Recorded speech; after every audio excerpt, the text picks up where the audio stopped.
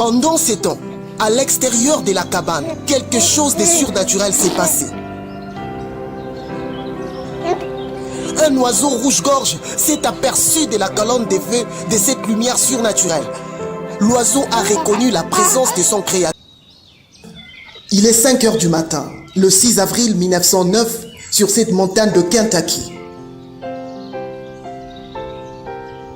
Et Larry Harvey vient à peine de donner naissance à son premier fils, le prophète, avec l'aide de Madame Mary Farley, la sage-femme qui ne fut rien d'autre que la mère de Charles Branham.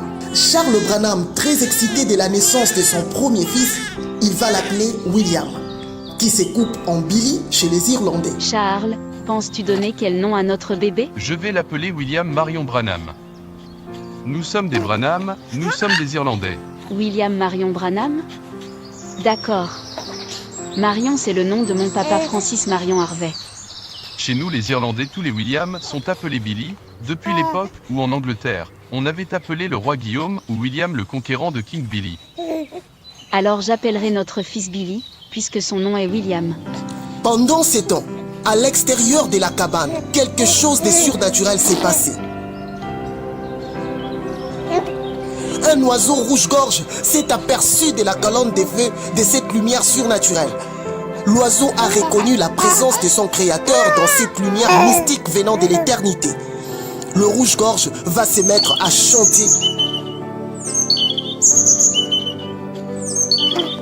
Et à l'intérieur, Charles Branham va ouvrir la petite fenêtre de la porte. À cet instant, cette lumière mystérieuse va entrer dans la pièce et va directement se poser là où le bébé William Branham était couché près de sa mère.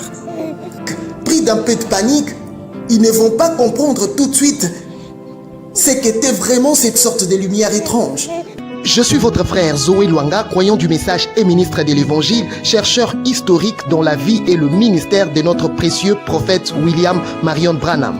Je viens vous dédicacer, je viens vous présenter cette série de films chroniques de Branham qui va vous permettre de pouvoir plonger au cœur de la vie et du ministère de notre précieux prophète. Des histoires mystérieuses, des histoires surnaturelles, des choses que vous lisez dans le message, que vous écoutez sur bande, vous aurez l'opportunité au travers de cette série de films de pouvoir palper cela et de pouvoir revivre toutes ces choses que vous lisez. Ils vont alors faire appel aux voisins qui vont leur dire qu'il ne s'agissait tout simplement que d'un reflet du soleil. On doit demander aux voisins, ils auront peut-être une idée sur cette lumière. Mais pourquoi vous êtes effrayé? C'est tout simplement un reflet du soleil venant de votre miroir. Et surtout que votre fenêtre est ouverte. Non, ce n'est qu'un rayon du soleil, Charles. Ne vous inquiétez pas. Et quand ils ont ouvert la petite porte-fenêtre, cette lumière que vous voyez sur la photo est entrée par la fenêtre en tournoyant. Environ